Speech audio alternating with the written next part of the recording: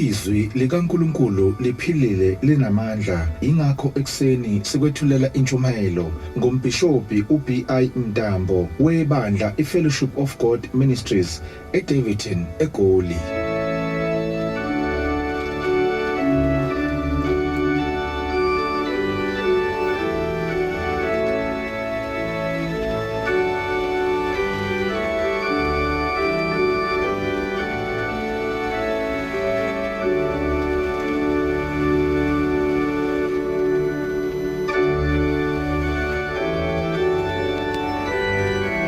Ngibiyela abalaleli ekuseni egameni likaJesu kuzo zonke indawo lapha khona belela umsakazo omkhulu Ukhozi FM. Namhlanje izwi solithola lapha kuJohn 15 verse lika-3 lithi-ke nina lonke senihlanzekile ngezwi engilikhulume kinina. Kusibusisa izwi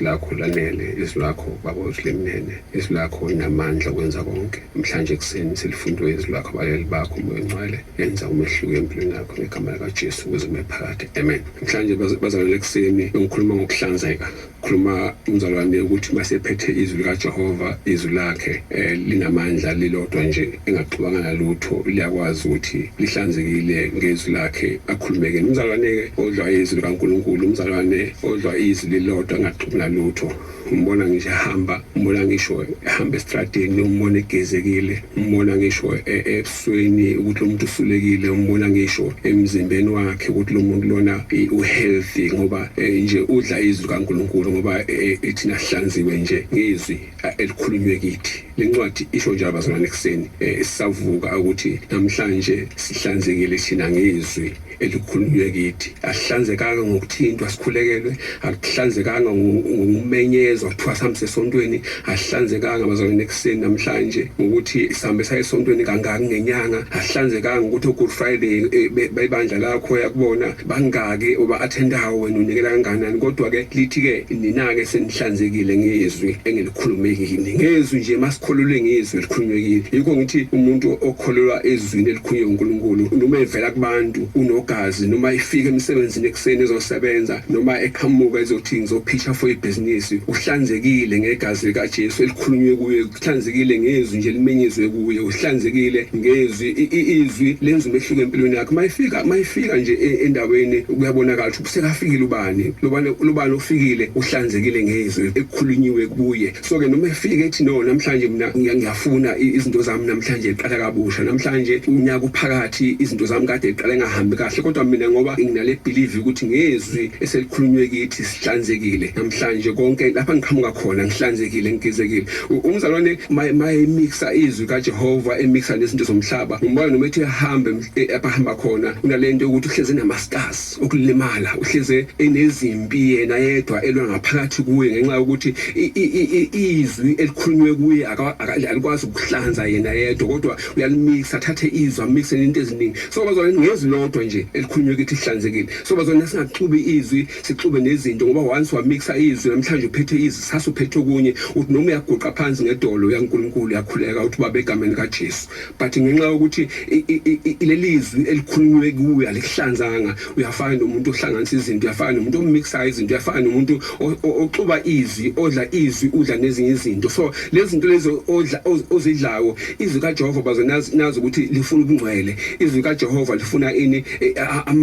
lahlezi khona kube comfortable. Izwi kaJehova malifika ekhaya kini lapha ohlezi khona umndeni wakho lifune indawo eholy, lifuna indawo enjani enobungcwele phakathi, ngoba lithi lona ngezwi lona lodwa likhulunywe kini nihlanzekile. So malifika izwi kaJehova ekhaya nibhizi yaxokozela kunomsindo, kuphuma inhlamba kwabadala, omncane nomdala kahlonipho umdala kahlonipho omncane kahlonipho umdala, izwi elikhulunyiwe alisakwazi ulenza umehluko, alisahlanzekile. Lolo khaya lelo asenalo izwi kaJehova ngoba lisahlanzekile. Lolo khaya silifana nekhaya enjani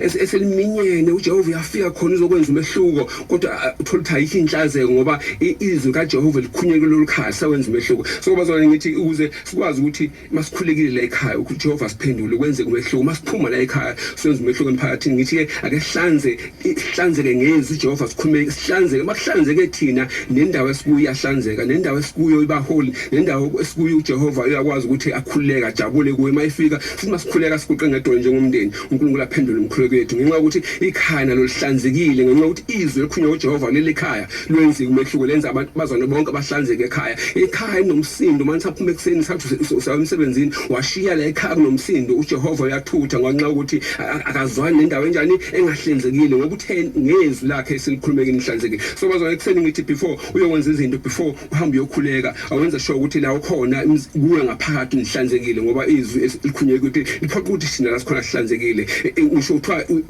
usemsebenzini la ukhona emsebenzini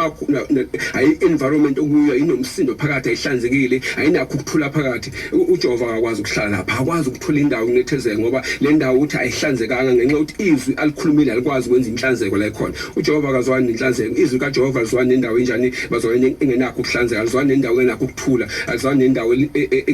engenakho nje ukushawa umoya uJehova ufunda wena ushawa umoya ngoba ngisho ifikile kuwena bayizokwenza umehluko mayithothi impilweni yakho unentuthelo empilweni yakho unenzondo empilweni yakho unamagqubu uyathutha uJehova ngoba umzimba wakho nembeza wakho awuhlanziwe ngenxa ukuthi izwi elikhulunywe kuwa lwenza ngomehluko so ngisho lithi izinto deliverance efunekele ithukweni uJehova kodwa uyicelile for 10 years kuwena mayifika kuwena kunenzondo ifika kuwena kunomsindo ngaphakathi ifika kuwena ngekho ukuthula ngaphakathi uJehova uyabona ukuthi le ndawo ayihlanzekile kusho ukuthi izwi alikhulumile kuwena lwenza ngomehluko bese athutha abuyisela izinto zakhe emuva kanti bomela besikhulekile bese sihlala nenhlanzeko uJehova ayikhulumeke bese sihlala kwipeace ngithi bazwane bakhonsa everything ngithi mase sihambe sawukhuleka entabeni sihamba sawumemeza uJehova sibuyeni sihlaleni kuJehova for the past maybe 21 days sihlezi silindile endaweni right because wahamba uyokhuleka umemeza uJehova kodwa wabuya wangahlala endaweni right ku platform wangamlinda uJehova endaweni right uJehova uyafika into zakheletha uyakuthola ukukhula ukhona ngenxa ukuthi ngezwi alikhulumeke nahlanzekile uJehova ubuyisela into zakhe emuva ngenxa ukuthi wena awukwazi ukuthi mawusukhulekile kuyena izwi selikhulunywe kuwena usehlala endaweni kaJehova iplatform lapho uJehova wasofika khona kunjani kuhlanzekile so ekseni bazalwane ngithi mina manisaphuma nokhuleka nisaphuma noshintsha impilo zabantu abanguNkulunkulu ngithi ke izwi elikhulunywe kaJehova lihlanzekile noma ke uvela kubantu mayizwi elikhulunywe kuwena uba nogazi noma ukhuleka noma ngoba izwi kaJehova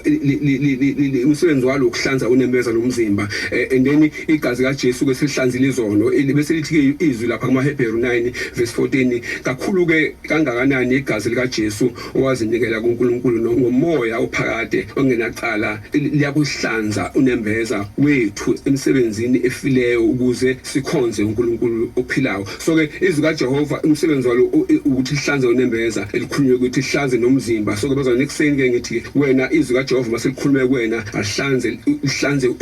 lenze ube holy lenze impilo yakho ibe iphile kamnandi lenze ukuthi noma uhamba kubantu ube nalento okuthiwa ena ukuzethemba ngenxa ukuthi khona lento izwi kaJehova likhulunywe kuwe linokuzethemba ekseni usaphuma usawukwenza noma yini kufanele ishintshe impilo yakho ngithi ke izwi kaJehova ngoba likhulunywe kuwe wena uhlanziwe ngegazi kaJesu igazi kaJesu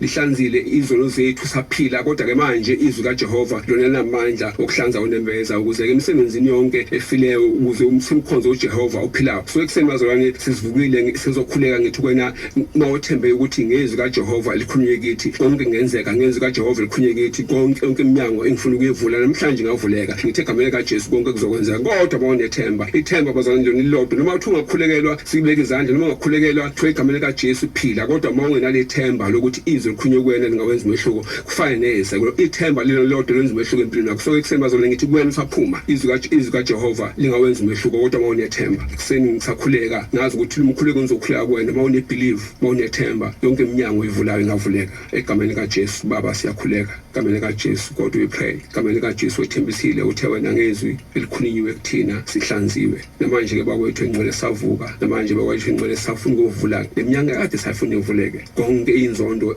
esiphethe ngaphakathi siyayithulula ngoba sifuna ukuhlanzwa ngezwi abasibazondana sinabakhulumisi namhlanje sizobakhulumisa ngoba thina sihlanziwe ngezwi asinamaqhubu